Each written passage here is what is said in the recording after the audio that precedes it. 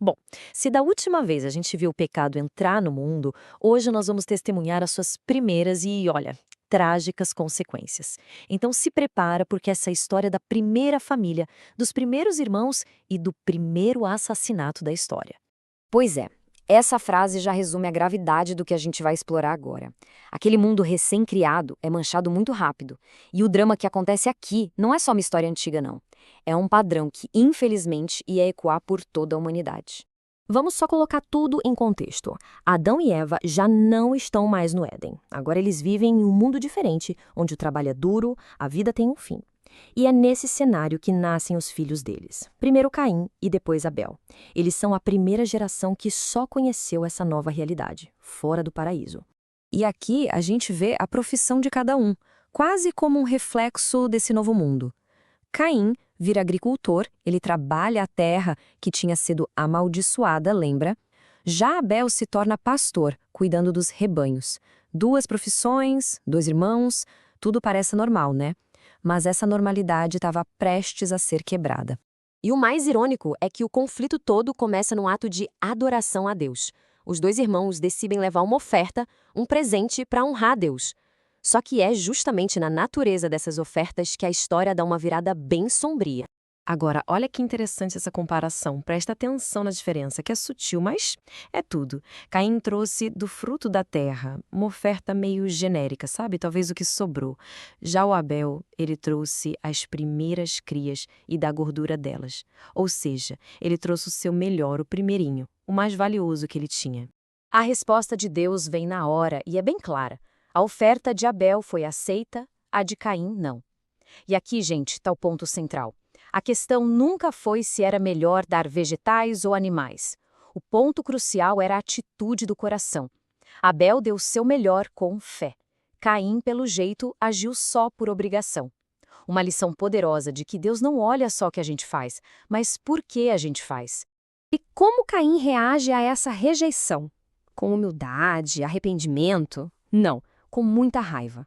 O rosto dele se fecha. E mesmo nesse momento, num ato de pura misericórdia, Deus vai falar diretamente com ele. Não para punir, mas para conversar, para alertar sobre o caminho perigoso que ele estava escolhendo. E esse aviso, nossa, é uma das imagens mais fortes da Bíblia. Deus descreve o pecado como se fosse uma fera ali na porta esperando para atacar. Mas a frase final é a chave de tudo. Você deve dominá-lo.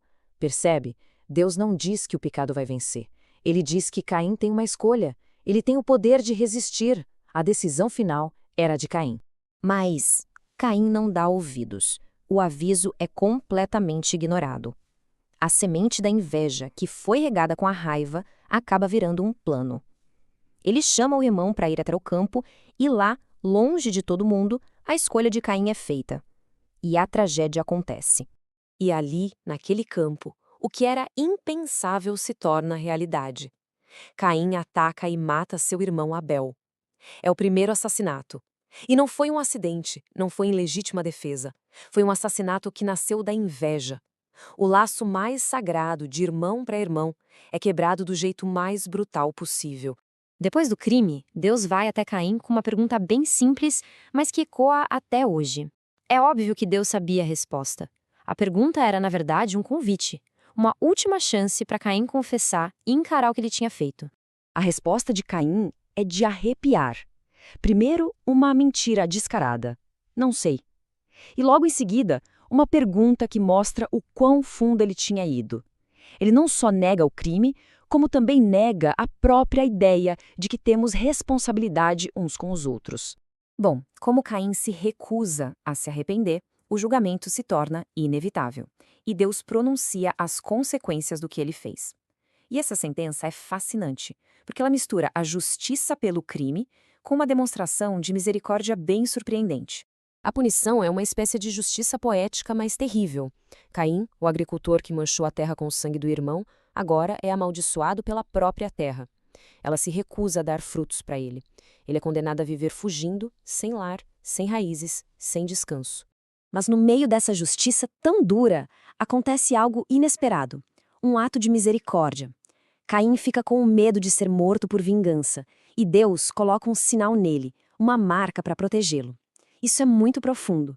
Mesmo o primeiro assassino não é abandonado.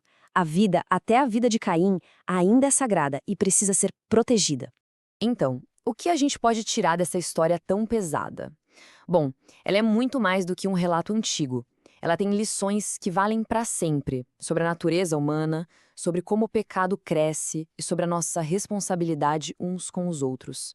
Vamos resumir os pontos principais?